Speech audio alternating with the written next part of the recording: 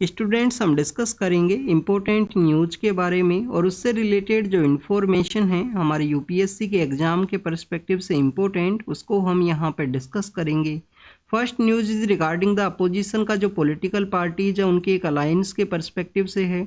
Students, Maharashtra state के अंदर जो अपोजिशन का पॉलिटिकल पार्टीज है उनके द्वारा एक अलायंस है उसको क्रिएट किया गया है, जिसको कि हम महाविकास अघाड़ी अलायंस के नाम से जानते हैं। आप देखिए जो महाविकास अघाड़ी अलायंस का जो पॉलिटिकल पार्टीज है उनके द्वारा लोकसभा इलेक्शन के रिगार्डिंग में जो सीट शेयरिंग का एग्रीमेंट है उसको कैरी आउट किया गया। तो आपको यहाँ पे पॉलिटिकल पार्टीज के अलायंस के पर्सपेक्टिव से एक बेसिक इन्फॉर्मेशन है वो जरूर से पता होनी चाहिए। आप देखिए कि जो पॉलिटिकल पार्टीज के द्वारा जो अलायंस को क्रिएट किया जाता है उसका कोई भी सिंबल आपको नहीं देखने के लिए मिलेगा। जो इलेक्शन यहाँ पे कंटेस्ट किया जाता है पॉलिटिकल पार्टीज के द्वारा, तो जिस भी पॉलिटिकल पार्टी को अलायंस के अंदर जो सीट है वो अलोकेट किया गया होगा, उस पॉलिटिकल पार्टी के सिंबल के ऊपर में जो आपको इलेक्शन है, उस पॉलिटिकल पार्टी का जो सिंबल है उसके ऊपर आपको इलेक्शन है वो देखने के लिए मिलेगा।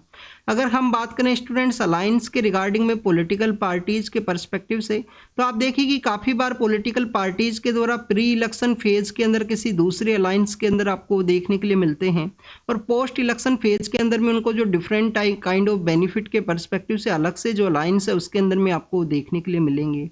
तो आप देखिए कि पॉलिटिकल पार्टीज के लिए बाउंडिंग नहीं है कि वो किसी भी अलायंस का जो पार्ट है वो बन सकते हैं, ये आपको बाउंडिंग अलायंस के रूप से नहीं देखने के लिए मिलेगा। पॉलिटिकल पार्टीज का जो सिंबल है उसी के ऊपर इलेक्शन है वो कंटेस्ट किया जाता है, यहाँ पे अलायंस का कोई भी सिंबल है वो नहीं हुआ करता है। अगर हम बात करें स्टूडेंट्स इस महाविकास अघाड़ी अलायंस के बारे में, तो आप देखिए कि लास्ट 2 ईयर से ये जो टॉपिक है कंटिन्यूस न्यूज़ के अंदर है। महाराष्ट्र का जो लेजिस्लेटिव असेंबली है उसके अर्लियर फेज के अंदर में 2 ईयर बिफोर के अंदर में आप देखिए कि इस अलायंस का जो गवर्नमेंट है वो वहाँ पे हुआ करता था।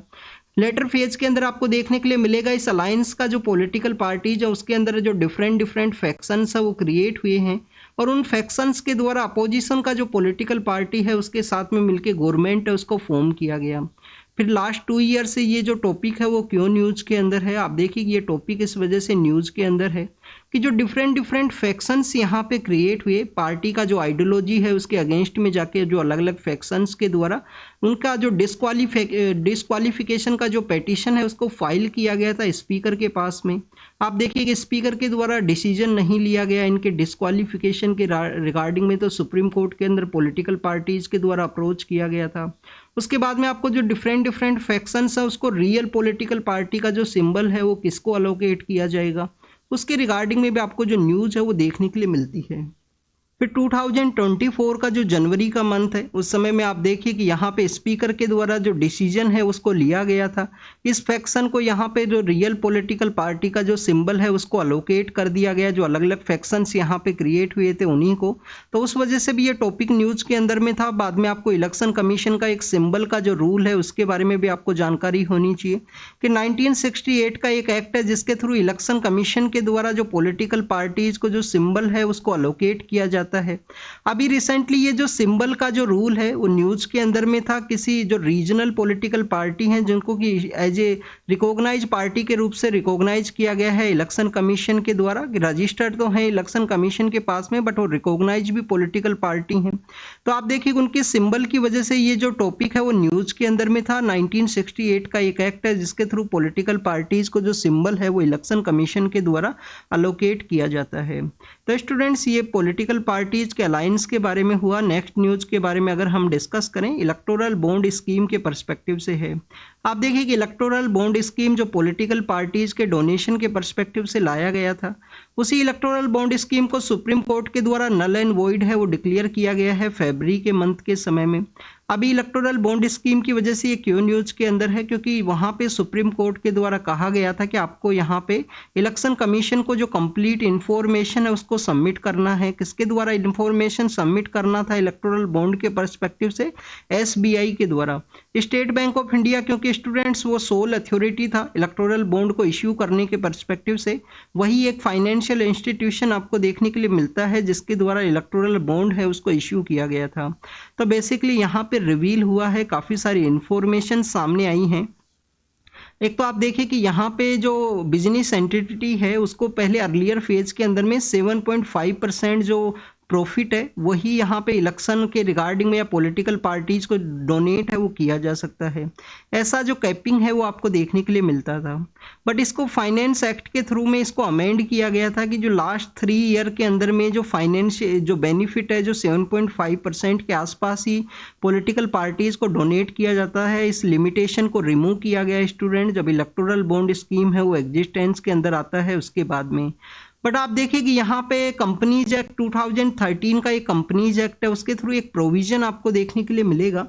कंपनीज एक्ट का स्टूडेंट्स अगर हम बात करें यहाँ पे जो सेक्शन 182 है, सेक्शन 182 के अंदर बताया गया है कि कोई भी बिजनेस एंटिटी है अगर उसके इस्टेब्लिशमेंट के अंदर में 3 ईयर से कम का समय है तो उनके द्वारा जो यहाँ पे डोनेशन है, पॉलिटिकल पार्टीज को जो डोनेशन है वो नहीं कैरी आउट किया जा सकता है।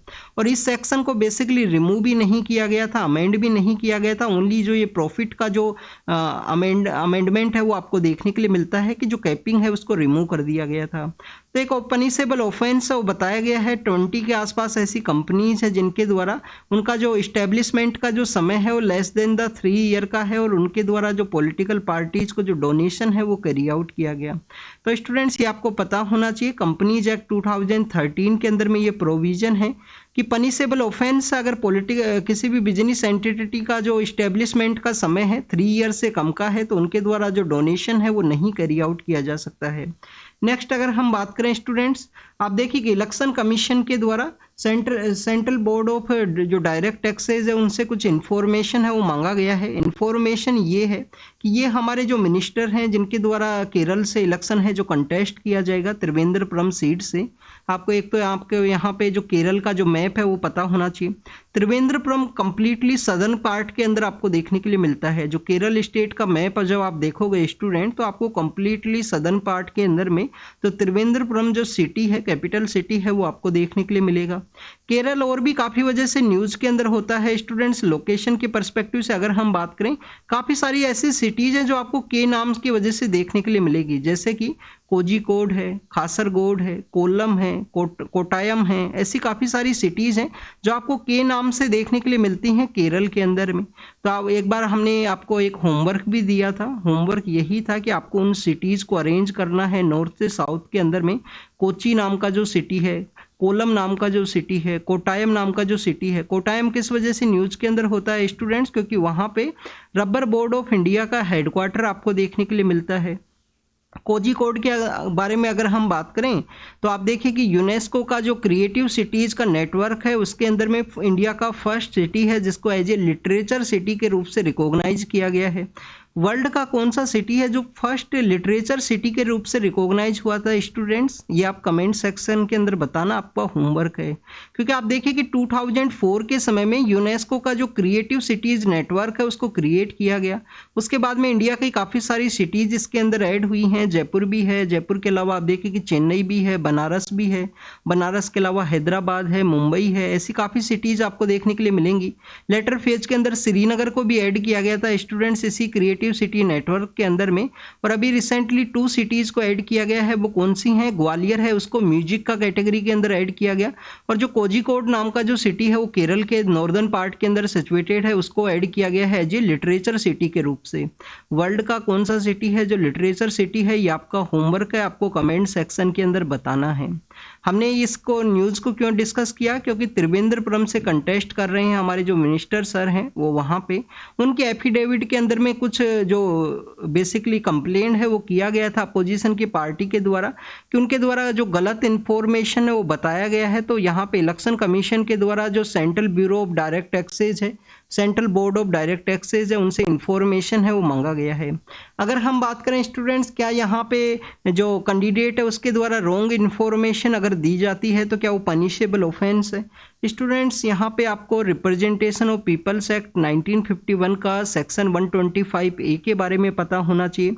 अगर इलेक्शन एफिडेविट के अंदर में नॉमिनेशन पेपर्स के अंदर रॉन्ग इन्फॉर्मेशन को फिल किया जाता है तो उस समय जो कैंडिडेचर है वो भी कैंसिल हो सकता है। उसी के रिगार्डिंग में आप देखिए कि हमारे जो एक्स जो प्राइम मिनिस्टर हैं देवगौड़ा साहब हैं, कर्नाटका से वो बिलोंग करते हैं। उन्हीं के एक ग्रैंड सन है जिनका कि जो कैंडिडेचर है आफ्टर द उनका विनेबिलिटी के बाद में भी वो जीत भी चुके थे 2019 का इलेक्शन। उसके बाद में उनका जो कैंडिडेचर है उसको कैंसिल किया गया था क्योंकि उनके द्वारा कुछ इन्फॉर्मेशन है जिनका रॉन्ग इन्फॉर्मेशन है उनको मेंशन किया गया था।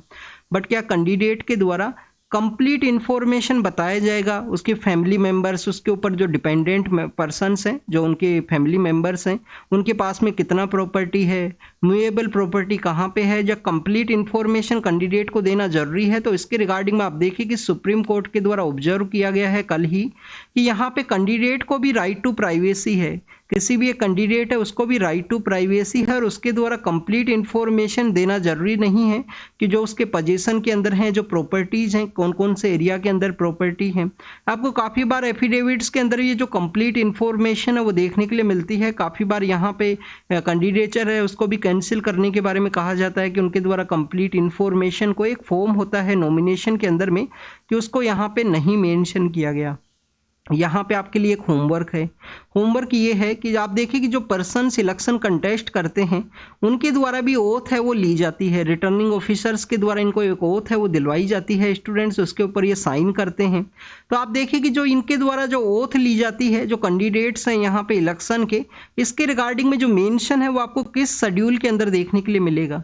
क्या शेड्यूल 3 के अंदर ये इन्फॉर्मेशन है या शेड्यूल 2 के अंदर ये इन्फॉर्मेशन है ओथ के रिगार्डिंग में कैंडिडेट्स के पर्सपेक्टिव से, तो उसके बारे में आप कमेंट सेक्शन के अंदर बताना। दिल्ली के जो सीएम हैं उनके द्वारा हाई कोर्ट के अंदर पेटिशन को फाइल किया गया था कि उनको जो अरेस्ट किया गया है वो कम्प्लीटली नॉर्मल ग्राउंड के ऊपर नहीं अरेस्ट किया गया है, वो सीएम के पोस्ट के ऊपर भी हैं। तो आप देखिए उनका जो पेटिशन है उसको रिजेक्ट कर दिया गया। ईडी का जो अरेस्ट है उसको इनके द्वारा चैलेंज किया गया था।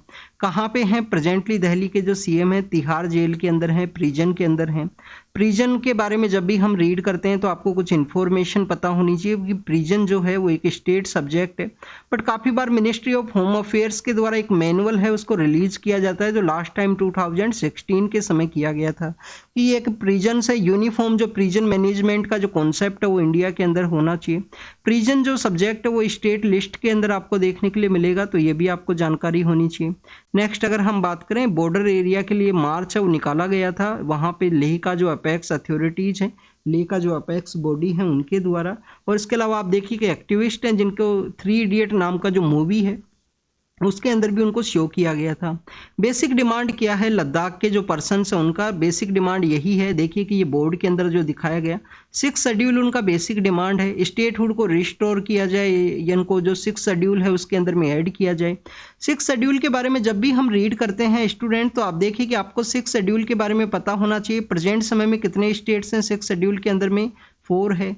आसाम, मेघालय, त्रिपुरा, मिजोरम। आसाम है, आसाम के बारे में तो आपने काफ़ी बार रीड किया है कंटिन्यूअस।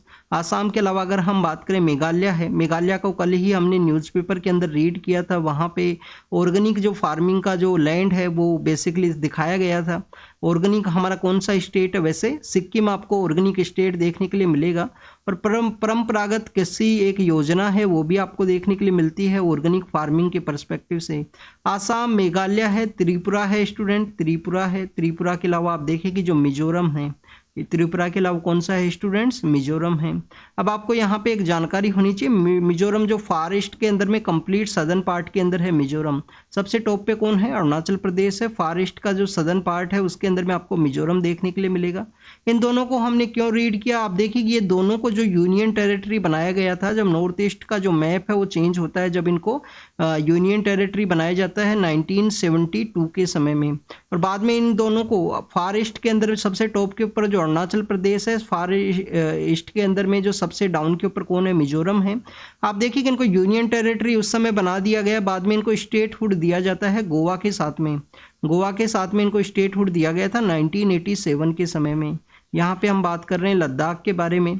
लद्दाख के बारे में आप देखिए कि स्टेटहुड का डिमांड है 6 शेड्यूल के अंदर में उनको डिमांड है, तो 6 शेड्यूल के अंदर ये 4 स्टेट हैं, आसाम है, मेघालय है, त्रिपुरा है और मिजोरम है।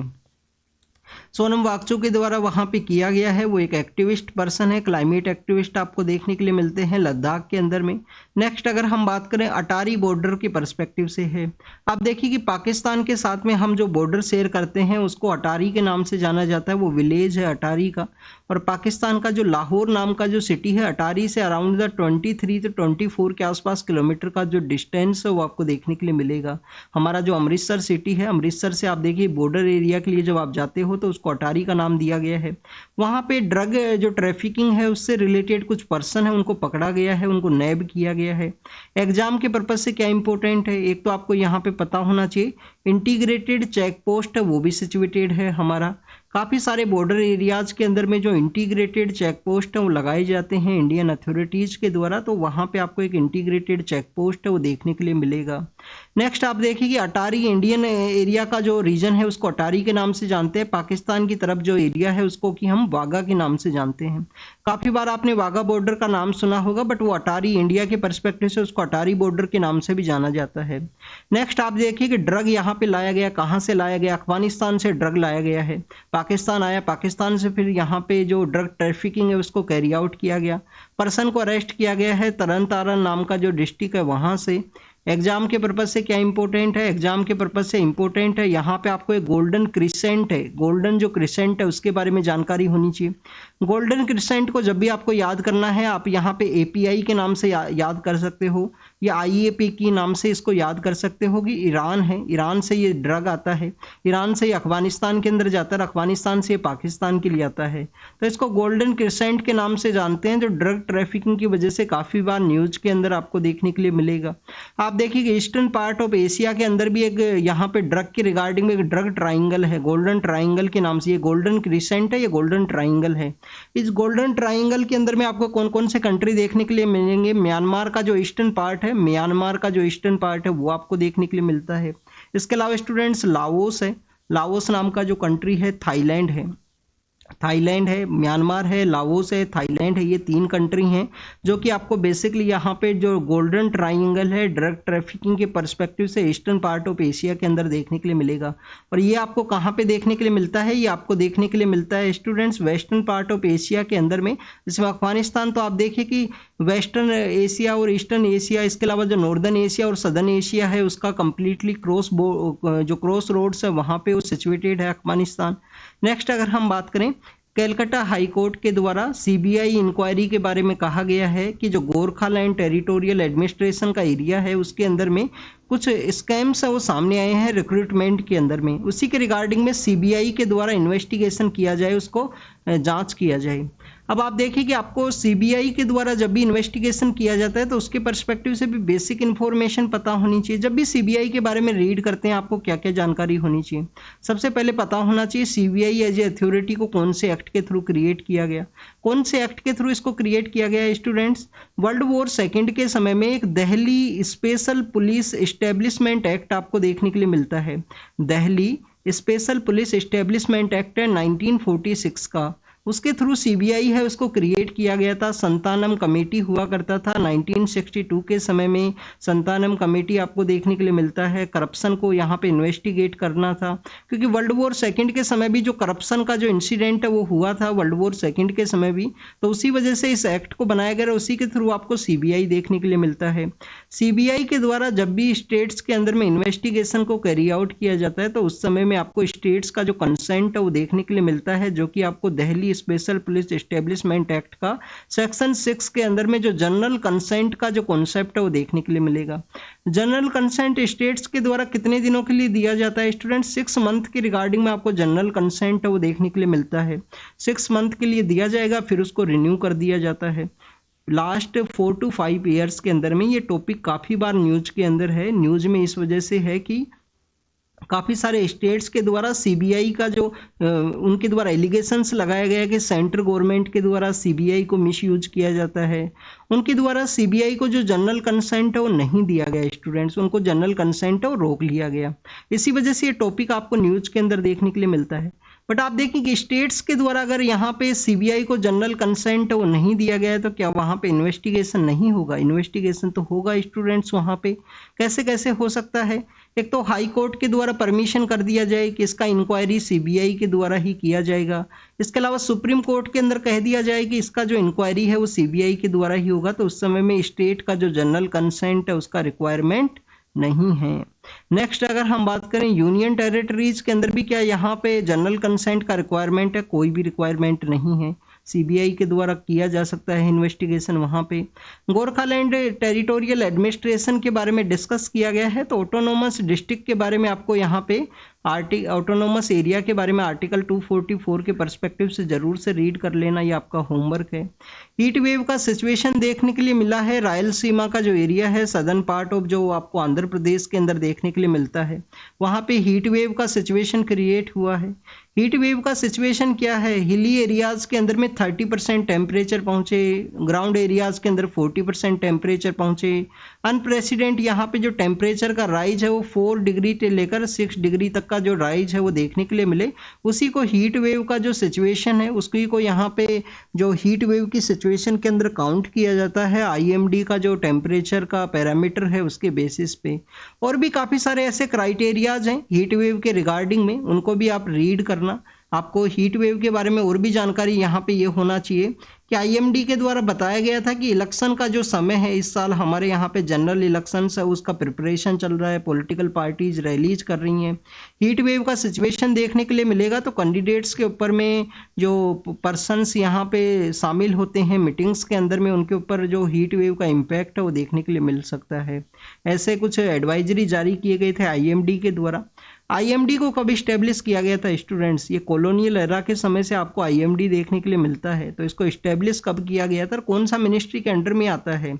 Ministry of earth science. Ministry of earth science के अंडर में आपको देखने के लिए मिलेगा इंडियन मीटरोलॉजिकल डिपार्टमेंट।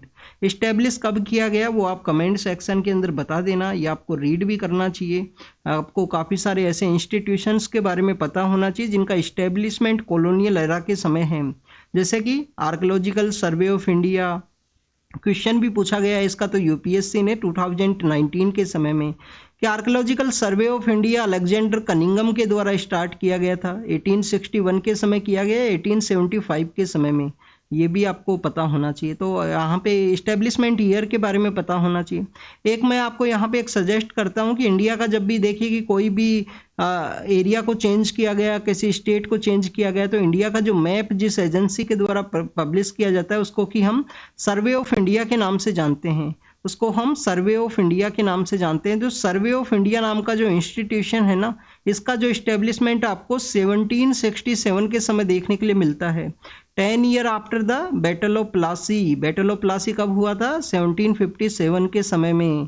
तो उसके 10 ईयर बाद में 1767 के समय सर्वे ऑफ इंडिया को इस्टेब्लिश किया गया था।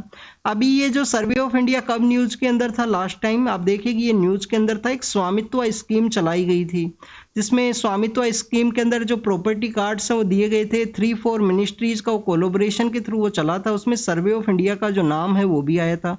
स्वामित्व जो प्रॉपर्टी कार्ड्स हैं वो इश्यू किए गए थे उसके अंदर में।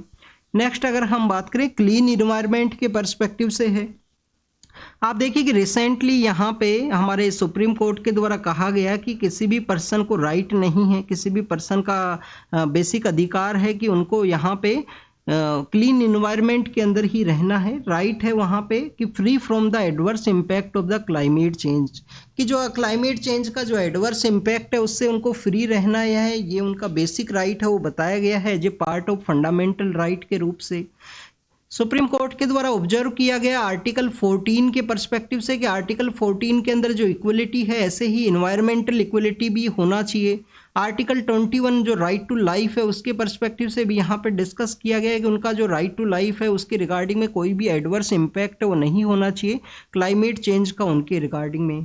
तो ये यहाँ पे किस केस के रिगार्डिंग में ऑब्जर्व किया गया है? ग्रेट इंडियन बस्टर्ड है। ग्रेट इंडियन बस्टर्ड कहाँ पे पाया जाता है? जिसको कि हम गोडावन के नाम से भी जानते हैं स्टूडेंट्स। इसका जो हिंदी नेम है वो गोडावन आपको देखने के लिए मिलेगा। आप देखिए राजस्थान का स्टेट बर्ड भी है ग्रेट इंडियन जो बस्टर्ड है, और इसके अलावा ये आपको जो गुजरात के अंदर में ड्राई जो सेमी एरिड रीजन है उसके अंदर में पाया जाता है ग्रेट इंडियन बस्टर्ड। अब आप देखिए कि 3 मिनिस्ट्री हैं हमारा, ministry of environment and forest है, मिनिस्ट्री ऑफ इन्वायरमेंट फॉरेस्ट है, मिनिस्ट्री ऑफ पावर है, मिनिस्ट्री ऑफ पावर है, और मिनिस्ट्री ऑफ पावर के अलावा ministry of new and renewable energy है, न्यू एंड रिन्यूएबल एनर्जी है। ये 3 मिनिस्ट्री क्यों मेंशन की गई हैं? क्योंकि ग्रेट इंडियन बस्टर्ड जो है तो उसका जो लोकेशन कहाँ है, डेजर्ट नेशनल पार्क के अंदर 90% उनका पॉपुलेशन है। आप देखिए कि वहाँ पे पावर ट्रांसमिशन लाइन्स है वो क्रॉस करती हैं, काफ़ी बड़ा सोलार के रिगार्डिंग में एक आपको पार्क है वो भी देखने के लिए मिलता है डेजर्ट नेशनल पार्क के अंदर में। अब यहाँ पे डेजर्ट नेशनल पार्क के बारे में डिस्कस किया गया है, तो एक बार यूपीएससी का देख लेते हैं। यूपीएससी 2020 के अंदर में एक क्वेश्चन पूछ लिया गया था कि जो डेजर्ट नेशनल पार्क है वो एक डिस्ट्रिक्ट के अंदर है या 2 डिस्ट्रिक्ट के अंदर में। आप देखिए कल भी मैंने टेलीग्राम चैनल के ऊपर आपको एक न्यूज़ शेयर किया था जिसके अंदर हमने जिम कॉर्बेट नेशनल पार्क के बारे में बेसिकली वहाँ पे न्यूज़ है वो शेयर किया था। तो जो जिम कॉर्बेट नेशनल पार्क है वो नैनीताल डिस्ट्रिक्ट के अंदर सिचुएटेड है, उत्तराखंड के अंदर में। इंडिया का ओल्डेस्ट नेशनल पार्क आपको देखने के लिए मिलता है जिसको कि माउंट हिली के नाम से जानते थे। डेजर्ट नेशनल पार्क है वो 2 डिस्ट्रिक्ट्स के अंदर सिचुएटेड, और यूपीएससी के द्वारा ये क्वेश्चन पूछा गया था और उस समय में वो जो पार्क है वो न्यूज़ के अंदर भी था। तो आपको इस तरीके से जो कोई भी प्रोटेक्टेड एरिया है वो न्यूज़ के अंदर है, तो ऐसे आपको अलग अलग डायमेंशन के पर्सपेक्टिव से रीड करना चाहिए। रामगंगा रिवर है उसका क्वेश्चन जो जिम कॉर्बेट नेशनल पार्क से क्रॉस करता है उसका क्वेश्चन 2014 या 15 का जो प्रीलिम्स का पेपर है उसके अंदर पूछ लिया गया था। तो आपको ऐसे पार्क का जो एरिया है उसके अंदर में पता होना चाहिए। तो वहाँ से जो डेजर्ट नेशनल पार्क के अंदर में जो पावर का जो लाइन्स है वो क्रॉस करती हैं ग्रेट इंडियन बस्टर्ड का 90% जो पॉपुलेशन है, 90% मीन्स 200-300 के आसपास जो पॉपुलेशन है वो बचा है, वहीं पे रहा करते हैं, उनका डेथ हो जाता है उन पावर ट्रांसमिशन लाइन से टकराने की वजह से। तो इसी की वजह से कोलोब्रेशन के बारे में डिस्कस किया गया था कि तीनों मिनिस्ट्रीज के द्वारा एक कोलोब्रेशन किया जाए, उन पावर लाइन्स को अंडरग्राउंड शिफ्ट किया जाए। 2020 के समय में सुप्रीम कोर्ट के द्वारा पावर लाइन्स के ऊपर जो डिफ्लेक्टर है वो भी लगाने के बारे में बात की गई थी। तो ये कंप्लीट इन्फॉर्मेशन है इन्वायरमेंटल राइट्स के बारे में। आर्टिकल 14 एंड 21 के समय एवरीवन को राइट है कि उनको यहाँ पे फ्री रहना है, इन्वायरमेंट के जो इम्पैक्ट्स हैं उनसे, उनका ये बेसिकली फंडामेंटल राइट है। बट आप देखिए कि जो क्लाइमेट क्राइसिस है वो जेंडर न्यूट्रल नहीं है, महिलाओं के ऊपर आपको मोर इम्पैक्ट देखने के लिए मिलेगा क्लाइमेट क्राइसिस का, उसी को यहाँ पे डिस्कस किया गया है। क्लाइमेट क्राइसिस का जो इम्पैक्ट है वो कैसे देखने के लिए मिलता है। आप देखिए कि जो वुमेन्स हैं, जो गर्ल्स हैं, वो हाईली यहाँ पे उनका जो हेल्थ है वो रिस्क के ऊपर होता है किसी भी एरिया के अंदर में अगर क्लाइमेट क्राइसिस है वो क्रिएट होगा। किसी वजह से आप देखिए कि पॉवर्टी एक इसका रीजन है। पॉवर्टी के अलावा आपको जो कल्चरल जो सिस्टम्स हैं वो एक रीजन देखने के लिए मिलते हैं। उनके द्वारा जो रिस्पॉन्सिबिलिटी महिलाओं के ऊपर इम्पोज की जाती है कि उन्हीं के द्वारा जो हाउस होल्ड के अंदर में जो फूड का एक्टिविटी है, जो वाटर कलेक्शन का जो काम है वो कैरी आउट किया जाएगा। और सपोज कीजिए कोई ड्रॉट का एरिया है, कोई ड्राई एरिया है, तो वहाँ पे महिलाओं के द्वारा 4 to 5 किलोमीटर का एरिया है वो कवर करते हुए पानी है वो कलेक्ट किया जाएगा हाउस होल्ड का जो फूड हैबिट्स है उनकी रिगार्डिंग में। तो आप देखिए कि वुमेन्स के ऊपर में, वुमेन्स के अलावा जो गर्ल्स हैं उनके ऊपर जो इम्पैक्ट है, इस तरीके से वाटर कलेक्शन का आपको इम्पैक्ट है वो हेल्थ के ऊपर देखने के लिए मिलता है। यहाँ पे बताया गया है यूएनडीपी के द्वारा बताया गया है कि वुमेन एंड गर्ल्स हैं वो 14% मोर रिस्क के ऊपर होती हैं अगर कोई भी यहाँ पे डिजास्टर का एरिया है या कोई भी इम्पैक्ट क्रिएट होता है उसके अंदर में वुमेन्स के ऊपर में या गर्ल्स के ऊपर में आपको बेसिकली 14% मोर यहाँ पे जो रिस्क का जो सिचुएशन है, 14 टाइम्स मोर रिस्क का जो सिचुएशन है वो देखने के लिए मिलेगा। उसके बिहाइंड में वही रीजन है, पॉवर्टी रीजन है, कल्चरल रोल एक रीजन है, सोसाइटल स्ट्रक्चर एक रीजन है, और जो रिस्पॉन्सिबिलिटी उनके ऊपर कल्चरल रोल के रूप से इम्पोज कर दी गई है वो एक रीजन आपको देखने के लिए मिलेगा। क्लाइमेट क्राइसिस का सबसे ज़्यादा इम्पैक्ट आपको किस सेक्टर के अंदर देखने के लिए मिलता है? एग्रीकल्चर के अंदर में। आप देखिए कि एग्रीकल्चर का जो प्रोडक्टिविटी है वो डिक्लाइन हुआ है। 50% एग्रीकल्चर के अंदर में आपको मोर देन 50% से आपको महिलाएं हैं उनका इंगेजमेंट आपको देखने के लिए मिलेगा। आप देखिए कि काफ़ी सारे हमारे यहाँ पे स्टेट्स हैं जहाँ पे एम्प्लॉयमेंट का उतना अपॉर्चुनिटी नहीं है या पॉपुलेशन का ग्रोथ काफ़ी ज़्यादा हुआ है, वहाँ से जो लोग हैं दूसरे एरिया के लिए माइग्रेट करते हैं, तो उनका जो एग्रीकल्चर का जो प्रैक्टिस है उसको कैरी आउट किसके द्वारा किया जाएगा? वुमेन्स के द्वारा वहाँ पे कैरी आउट किया जाता है, महिलाओं के द्वारा किया जाएगा। तो उसी की वजह से काफ़ी बार एक टॉपिक भी आपको देखने के लिए मिलता है फेमिनाइजेशन ऑफ इंडियन एग्रीकल्चर, कि इंडियन एग्रीकल्चर का जो फेमिनाइजेशन है वो आपको इस वजह से देखने के लिए मिला है। ऐसे मशीन है वो हमको बनाने चाहिए जो फेमिनाइजेशन ऑफ इंडियन एग्रीकल्चर के अंदर महिलाओं को सपोर्ट कर सके, क्योंकि उन्हीं का आपको ज़्यादा जो इंगेजमेंट है वो देखने के लिए मिलेगा।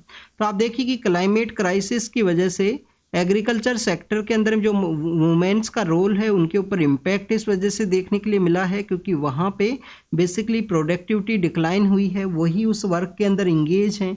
रूरल इंडिया के अंदर में सोर्स ऑफ एक ये लाइवलीहुड है, यहाँ पे जो एग्रीकल्चर है, क्रॉप का जो यील्ड है वो डिक्लाइन हुआ है क्लाइमेट चेंज की वजह से। नेशनल फैमिली हेल्थ सर्वे के अंदर बताया गया कि वुमेन्स जो ड्रोट एरिया के अंदर रहती हैं उनको यहाँ पे जो मोर अंडरवेट का जो सिचुएशन है वो आपको देखने के लिए मिलेगा। उन वुमेन्स के ऊपर में जो उनके पार्टनर्स हैं उनके द्वारा वायलेंस का जो एक्टिविटी है वो भी मोर कैरी आउट किया जाता है। और भी काफ़ी सारी ऐसी सिचुएशंस है जिनके बारे में यहाँ पे डिस्कस किया गया कि जो ड्रॉट का एरिया है, काफ़ी कम लाइवलीहुड है, उस एरिया के अंदर में बेसिकली वहाँ पे जो चाइल्ड मैरिज है या स्पेशली अगर हम बात करें गर्ल चाइल्ड का जो मैरिज है वो अर्ली एज के अंदर में कर दिया जाता है। न्यूट्रिशनल जो सिक्योरिटी है वो भी एक रिस्क के ऊपर में है क्लाइमेट चेंज की वजह से, उसको भी ये डिस्टर्ब किया जाएगा क्लाइमेट चेंज के द्वारा। और आप देखिए कि न्यूट्रिशनल सिक्योरिटी के बारे में यहाँ पे डिस्कस किया गया है। तो हमारे यहाँ पे ऑलरेडी जो वुमेन्स है उनका अंडरवेट का सिचुएशन, एनीमिया का जो सिचुएशन है वो आपको देखने के लिए मिलता है। आप देखिए IMR एंड MMR का जो सिचुएशन है वो एक लेटर फेज के अंदर है, उससे भी पहले अंडरवेट और एनीमिया का जो सिचुएशन है वो आपको देखने के लिए मिलेगा। फिजिकल एंड मेंटल डिस्टर्बेंस भी क्रिएट होता है पॉवर्टी, क्लाइमेट चेंज, डिजास्टर, इन वजह से। तो आपको यहाँ पे क्या करना चाहिए, कोई ना कोई यहाँ पे एक कोलैबोरेटिव वे में अप्रोच को ज़रूरत है, क्लाइमेट को यहाँ पे डील करने का ज़रूरत है। जैसे कि आर्टिकल 14 एंड 21 का पार्ट बताया गया है सुप्रीम कोर्ट के द्वारा कि हर एक को राइट है कि वो एडवर्स इन्वायरमेंट के अंदर ना रहे, उसके अलावा जो बेटर लाइवलीहुड है उनके द्वारा यहाँ पे एंजॉय की जाए। तो नेशनल एक्शन प्लान है, national action plan for climate change है। ऐसे ही स्टेट का एक्शन प्लान भी होना चाहिए क्लाइमेट चेंज का, उसको अच्छे से कोलैबोरेटिव वे में अप्रोच किया जाए। एजेंसीज क्रिएट करने का ज़रूरत है जो क्लाइमेट क्राइसिस को यहाँ पे डील करें, उसके रिगार्डिंग एक सेपरेट एजेंसीज है उनको क्रिएट किया जाए, उसी के बारे में यहाँ पे डिस्कस किया गया। आप देखिए MS स्वामीनाथन का फैमिली से बिलोंग करते हैं जो राइटर हैं, सौम्या स्वामीनाथन हैं, उनके द्वारा जो स्वामीनाथन जो NGO है उसके बारे में भी कुछ इन्फॉर्मेशन है वो बताई गई है। नेक्स्ट अगर हम बात करें TB के बारे में है, ट्यूबरक्लोसिस का, आप देखिए कि हमारे जो PM सर हैं उनके द्वारा 2018 के समय कहा गया था कि हमारे द्वारा 2025 के समय इसको एलिमिनेट किया जाएगा। तो उसी के अंदर बताया गया है कि इंडिया का जो टारगेट है उससे काफ़ी अभी जो टारगेट है वो अचीवेबल सिचुएशन के अंदर नहीं है। लास्ट ईयर आप देखिए जो ट्यूबरक्लोसिस को डील करने के रिगार्डिंग में जो फार्मास्यूटिकल जो ड्रग हैं, ड्रग का जो सप्लाई है उसके अंदर डिस्टर्बेंस का सिचुएशन देखने के लिए मिला था। ग्लोबल साउथ के अंदर जो फार्मेसी है वो भी अभी स्ट्रगलिंग फेज के अंदर में है, क्योंकि वहाँ पे ड्रग सेंसिटिव जो थिंग्स हैं वो क्रिएट हुई हैं। ड्रग का शॉर्टेज है, ड्रग का शॉर्टेज के अलावा डिस्ट्रप्शन के अंदर सप्लाई होना, ऐसे काफ़ी कुछ रीजन्स के बारे में बताया गया है कि जिसकी वजह से हमारा जो टारगेट है जो 25 के अंदर हमें ट्यूबरक्लोसिस को एलिमिनेट करना था उसको अचीव करना काफ़ी डिफिकल्ट सिचुएशन है, रिस्क के फेज के अंदर है प्रेजेंट समय में। नेक्स्ट अगर हम बात करें अर्बनाइजेशन के बारे में है, GS1 को जब भी आप रीड करोगे मेंस के अंदर में तो आप देखिएगा अर्बनाइजेशन एंड पॉवर्टीज, अर्बनाइजेशन और उसका जो रेमेडीज हैं, क्या उसका जो प्रॉब्लम्स है उसका क्या रेमेडी अवेलेबल है उसके बारे में। तो यहाँ पे कलकत्ता के पर्सपेक्टिव से डिस्कस किया गया। हाँ आप देखिए कि हमारे यहाँ पे अर्बनाइजेशन एक तो कॉलोनियल एरा के समय में, कॉलोनियल एरा के समय में कैसे कुछ सेंटर्स हैं वो डेवलप हुए एंशिएंट समय से ही, वहाँ पे जो सिटीज अर्बनाइजेशन है वो आपको देखने के लिए मिलता है। नेक्स्ट आप देखिए कि ग्रीन रिवॉल्यूशन की वजह से भी कुछ मार्केट्स हैं वो डेवलप हुए हैं, लोगों के पास में पैसा आने की वजह से वो माइग्रेट भी किए हैं, उसकी वजह से आपको एक अर्बनाइजेशन देखने के लिए मिलता है। और थर्ड अगर हम बात करें यहाँ पे आपको न्यू लिबरलाइजेशन का जो कॉन्सेप्ट है 1991 के समय में, न्यू लिबरलाइजेशन की वजह से भी जो लोग हैं सर्विस सेक्टर की वजह से या काफ़ी कुछ सेक्टर्स की वजह से अर्बन एरियाज के लिए माइग्रेट किए हैं, जिसकी वजह से छोटे छोटे जो आपको अर्बन क्लस्टर्स हैं कंप्लीट इंडिया के अंदर देखने के लिए मिलते हैं। यहाँ पे क्या डिस्कस किया गया है, यहाँ पे डिस्कस किया गया है कि कलकत्ता के बारे में, कि कलकत्ता जो सिटी है उसके अंदर भी आपको सिटी के अंदर विद इन द सिटी भी आपको अलग अलग जो डिस्क्रिमिनेशन है वो डिस्क्रिमिनेशन नहीं कह सकते, अलग अलग पार्ट्स आपको देखने के लिए मिल सकते हैं। आप देखिए कि काफ़ी कुछ हमारे जो अर्बन एरियाज हैं उनका जो 17% के आसपास जो पॉपुलेशन है वो स्लम्स के अंदर में आपको देखने के लिए मिलती है। स्लम्स के अंदर हुआ करती है। डेट मीन्स कि हमारे अर्बन एरियाज़ को मोर यहाँ पे अफोर्डेबल सिचुएशन के अंदर क्रिएट करने का ज़रूरत है, जिससे सभी जो फैसिलिटीज़ हो उनके लिए अफोर्डेबल हो, हेल्थ का सर्विस हो, कम्युनिकेशन के लिए सर्विस हो, या आप देखिए कि यहाँ पे जो ट्रांसपोर्ट का जो सर्विसेज है सभी लोगों के लिए एक्सेसिबल हो। उसी के पर्सपेक्टिव से यहाँ पे अर्बनाइजेशन के बारे में डिस्कस किया गया है। रिसेंटली आप देखिए कि हमारी गवर्नमेंट के द्वारा जो यहाँ पे जो सोलार पैनल्स हैं जो इंपोर्ट किए जाते हैं किसी दूसरे कंट्री के वहाँ से, तो उसको बैन करने के बारे में, रेस्ट्रिक्शंस लगाने के बारे में डिस्कस किया गया है। उसके बिहाइंड के रीजन क्या हैं?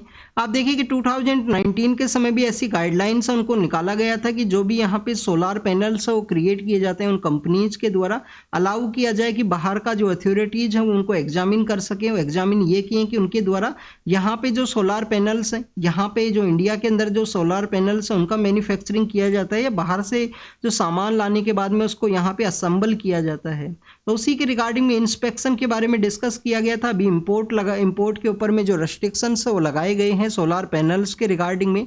आप देखिए कि यहाँ पे और भी अगर हम डिस्कस करें सोलार पैनल्स के पर्सपेक्टिव से, तो आपको लोकल इंडस्ट्री को बूस्ट करने की रिगार्डिंग में ये स्कीम है। कंप्लीटली इंडिया के जो सोलार पैनल्स है वो आपको चाइना और वियतनाम के ऊपर डिपेंडेंट देखने के लिए मिलते हैं।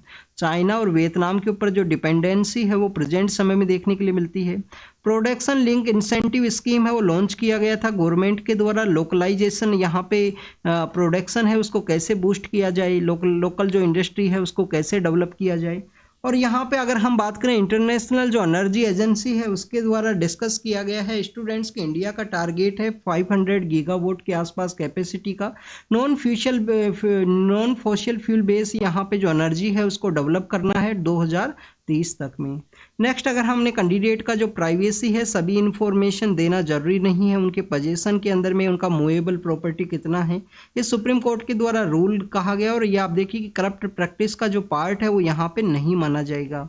सुप्रीम कोर्ट के द्वारा क्वेश्चन भी किया गया है कि सेंटर का जो रिजिड पोजीशन है इंडस्ट्रियल अल्कोहल के रिगार्डिंग में, उसी के पर्सपेक्टिव से आप देखिए कि इंडस्ट्रियल अल्कोहल का काफ़ी बार आपको जो इलीगल वे में यूज़ देखने के लिए मिलता है, जिससे कि इंटॉक्सिक जो यहाँ पे लिक्कर है वो बनाई जाती है। इंटॉक्सिक लिक्कर की वजह से, कंज्यूम करने की वजह से काफ़ी सारे पर्सन्स का डेथ होता है। तो उसी के अंदर इंडस्ट्रियल जो अल्कोहल है उसको एक मेन कारण माना गया है। तो सुप्रीम कोर्ट के द्वारा क्वेश्चन किया गया है कि जो इंडस्ट्रियल अल्कोहल है वो आपको सेंट्रल लिस्ट के अंदर देखने के लिए मिलेगा, बट आप देखिए कि जो ट्रेड है, जो मैनेजमेंट है, वो आपको कंप्लीटली किसके अंदर देखने के लिए मिलता है, स्टेट लिस्ट के अंदर में। तो यहाँ पे जो state list and central list है उसी के पर्सपेक्टिव से डिस्कस किया गया है कि जो 7 शेड्यूल के अंदर में जो सेपरेशन ऑफ लिस्ट है, जो सेपरेशन ऑफ पावर है, उनके बारे में बताया गया है। उसी के पर्सपेक्टिव से कि सेंटर के अंडर में है जो इंडस्ट्रियल अल्कोहल है, उसी के अंदर में काफ़ी बार जो ब्लैक के अंदर सप्लाई होने की वजह से ऐसे जो इंसिडेंट्स है वो देखने के लिए मिलेंगे। नेक्स्ट, अगर हम बात करें स्टूडेंट्स, यहाँ पे हमारे यहाँ पे जो इंटीग्रेटेड हेल्थ जो इंफॉर्मेशन पोर्टल है उसके ऊपर में डिजीज कंट्रोल का जो आपको जो इंफॉर्मेशन है उसको सबमिट करना है हर एक स्टेट को national centre for disease control के रिगार्डिंग में, कि वहाँ पे जो हीट स्ट्रोक के जो केसेज हैं वो कैसे देखने के लिए मिलते हैं। आईएमडी के द्वारा जो गाइडलाइंस है उनके बाद में इस तरीके का जो इंसिडेंट है वो कैरी आउट किया गया, रिपोर्टिंग या सर्विलेंस के रिगार्डिंग में डाटा प्रिपेयर के। नेवी चीफ के द्वारा आप देखिए कि जो करवार नेवल बेस है उसके रिगार्डिंग में यहाँ पे कुछ नया फैसिलिटीज है उसको इनॉग्रेट किया गया है। एग्जाम के पर्पज से इतना इंपॉर्टेंट नहीं है। आईएमडी के प्राइवेट एक कंपनी है स्काईमेट, उनके द्वारा कहा गया कि हमारा जो मानसून है वो नॉर्मल मानसून देखने के लिए मिलेगा, तो ऐसा प्रेडिक्शन किया गया है। गुड़ी पड़वा आप देखिए कि कल हमने इस न्यूज़ को नहीं डिस्कस किया गया, युगाडी एंड गुड़ी पड़वा के बारे में मेंशन था। तो महाराष्ट्र स्टेट के एरिया के अंदर में जो न्यू ईयर है उसको गुड़ी पड़वा के रूप से सेलिब्रेट किया जाता है। नॉर्दर्न पार्ट ऑफ इंडिया के अंदर में आप देखिए चैत्रा जो मंथ है, चैत्रा मंथ का जो फर्स्ट डे है उसको सेलिब्रेट किया जाता है एज ए नव संवत के रूप से। तो जो विक्रम संवत है वो कितना टाइम पहले चलता है, हमारा जो प्रेजेंट टाइमिंग है उसके साथ में कितना विक्रम संवत आपको जो एक्स्ट्रा ईयर्स हैं वो देखने के लिए मिलते हैं, उसके बारे में आप बेसिकली डिस्कस करना है स्टूडेंट, बताना कमेंट सेक्शन के अंदर में। गुड़ी पड़वा आपको महाराष्ट्र के अंदर देखने के लिए मिलता है। कर्नाटका के पर्सपेक्टिव से अगर हम डिस्कस करें तो आप देखिए कि वहाँ पे आपको युगाडी नाम का जो फेस्टिवल है वो सेलिब्रेट किया जाता है जो न्यू ईयर के रूप से। रबी का जो क्रॉप है रबी जो क्रॉपिंग सीजन है उसका जो क्रॉप है उसको हार्वेस्ट के समय में इस तरीके से न्यू ईयर फेस्टिवल्स उनको सेलिब्रेट किया जाता है। आप देखिए कि यहाँ पे आपको वो अलग अलग पार्ट्स के अंदर में और भी काफ़ी कुछ जो फेस्टिवल्स हैं वो देखने के लिए मिलते हैं। अगर हम बात करें गुड़ी पड़वा के बारे में, तो गुड़ी पड़वा के अंदर में आप देखिए कि महाराष्ट्र के अंदर में जो लोड ड्रामा है उनका अयोध्या रिटर्न के परस्पेक्टिव से भी इसको सेलिब्रेट किया जाता है। जो छत्रपति शिवाजी महाराज हैं उनका मुगल्स के ऊपर जो विक्ट्री है उसका भी यहाँ पे जो सेलिब्रेशन है उसके रूप से महाराष्ट्र के अंदर इसको सेलिब्रेट किया जाता है, और रबी जो क्रॉप्स है उसके हार्वेस्टिंग के रिगार्डिंग में। नेक्स्ट अगर हम बात करें स्टूडेंट्स वर्ल्ड के पर्सपेक्टिव से है, आप देखिए ऑस्ट्रेलिया के द्वारा कहा गया है कि उनके द्वारा पैलेस्टीनियन जो स्टेट है उसको रिकॉग्नाइज किया जा सकता है, पैलेस्टीनियन स्टेट को रिकॉग्नाइज करने के बारे में कहा गया है। नेक्स्ट अगर हम बात करें स्टूडेंट्स यहाँ पे जो रसिया एंड चाइना के जो ऑफिशियल्स हैं उनका जो मीटिंग हुआ है पॉलिटिकल लीडर्स का वेस्टर्न कंट्रीज के अगेंस्ट में, एक ग्रुप है उसको क्रिएट करने का कोशिश किया गया। नेपाल के अंदर जो मोनार्ची है उसके रिस्टोरेशन के रिगार्डिंग में कुछ प्रोटेस्ट एंड क्लैश है वो देखने के लिए मिला है। और नेक्स्ट अगर हम बात करें स्टूडेंट्स इजराइल और हमास के रिगार्डिंग में है, अभी अगर हम बात करें जो पीस एग्रीमेंट है उसको नहीं साइन किया गया है। ये जो पीस एग्रीमेंट्स डिफरेंट डिमांड्स हैं उनको बेसिकली यहाँ पे प्रपोजल के अंदर में नहीं शामिल किया गया है, ऐसा हमास के द्वारा बताया गया। और इसके अलावा अगर हम बात करें कंप्लीटली जो इजराइल और हमास के पर्सपेक्टिव से जो कंटिन्यूस न्यूज़ के अंदर है, इजराइल के द्वारा 90% जो गाजा स्ट्रिप है उसके पॉपुलेशन है उसको डिस्टर्ब कर दिया गया है। स्टूडेंट्स आप देखिए कि यहाँ पे काफ़ी सारे लोग हैं उनका डेथ हुआ है, काफ़ी सारे हॉस्पिटल्स के अंदर अटैक किए गए हैं। इसके अलावा अगर हम बात करें यहाँ पे जो जिन लोगों को होस्टेज बनाया गया था उसके अंदर काफ़ी कम लोग हैं जिनको रिलीज करवाया गया है इजराइल जो डिफेंस फोर्सेज हैं उनके द्वारा। कुछ दिन पहले हमने डिस्कस किया था कि गाजा स्ट्रिप का जो सदर्न पार्ट है जिसको जहाँ पे जो राफा बॉर्डर है वो सिचुएटेड है, सनाई पेनिनसुला के साथ जो एरिया शेयर करता है, वहाँ से भी बेसिकली जो डिफेंस फोर्सेज है उनको वहाँ वापस बुलाया गया, विड्रॉल करवाया गया है इजराइल के द्वारा। और इजराइल के द्वारा लेबनान का ईस्टर्न पार्ट के अंदर अटैक किया गया था जिसके अंदर एक पॉलिटिकल लीडर है जो हजीबुल्लाह के जो पॉलिटिकल पर्सन है उनका डेथ हुआ था। तो this is all the information related to the today's newspaper. आप इसको रीड कीजिए, रिवाइज कीजिए और इसको नोट डाउन कीजिए। ये आपके एग्जाम के पर्पस से जो भी इंफॉर्मेशन है उसको ज़रूर से नोट डाउन करना स्टूडेंट्स, क्योंकि नोट करोगे जब ही यहाँ पे लॉन्ग टर्म के लिए याद रख पाओगे, नहीं तो नहीं रख पाओगे। तो thank you students, thank you very much.